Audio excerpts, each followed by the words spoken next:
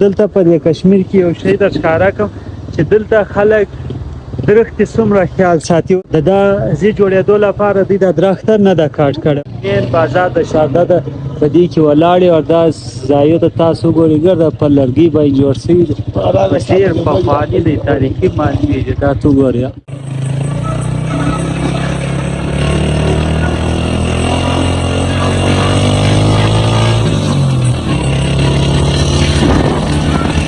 السلام علیکم. د نن سفر شارده په لور دی. د کرن نه د شارده پورې شاوخوا 15-40 کیلومتره لاره ده، ځکه چې دا لاره د غرو او د نیلم مانده در څنګ تیره شوې ده. نو عموما دا سفر 1 نه تر 1.5 ساعته وخت نیسي. دا سفر د شنو درو د لرګي پلو کلی او بازارو څخه تیره شوې ده او د لارې ښایست لیدو څخه انسان حیران پاتې کیږي چې الله څومره ښایست د کشمیر کې ایښی دی.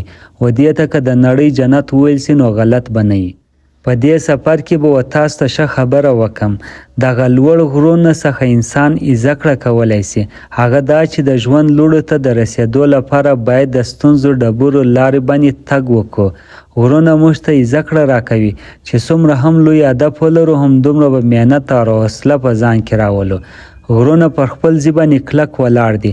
له دې څخه موږ زده کړه کولی سو چې د ژوند په هر ستونزه کې باید د غرو په شان دي کلک ودرېږو. لاره که هر څو سخته وي خو منزل یې تل ښکلی او یادګار وي.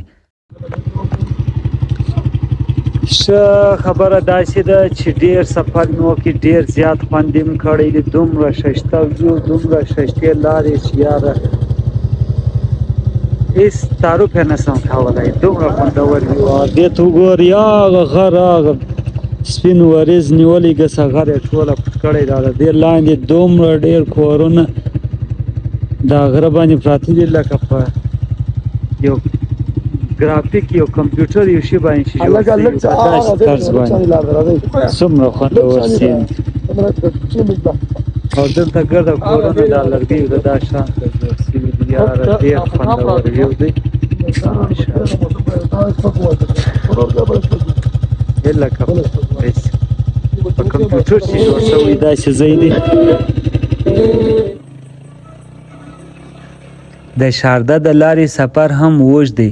د الله کلام به په لارې واورو. أعوذ بالله من الشيطان الرجيم. بسم الله الرحمن الرحيم. إذا زلزلت الأرض زلزالها وأخرجت الأرض أثقالها وقال الإنسان ما لها يومئذ تحدث أخبارها بأن ربك أوحى لها.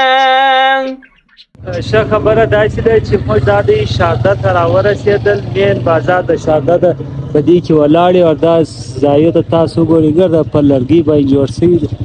ډېر پخواني دی، تاریخي معلومېږي. دا ته وګورئ څومره پخوانی ډیزاین دی.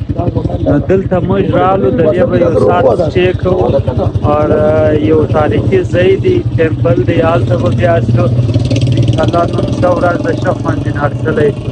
د لارې بیا هم ډېر زیات خوند وکړي. دلته نو دلته ځایونه دا رقسم په د لرګي باندې جوړ شوي دي او داسې لرګي دي چې ډېر ژوند لري، ډېر پخواني.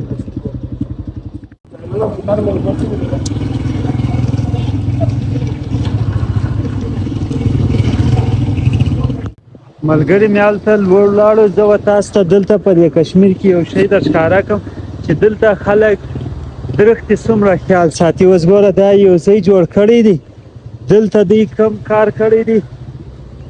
دې ځای کې په دې ځای مابینځ کې دا درخت یې راوستلی ده.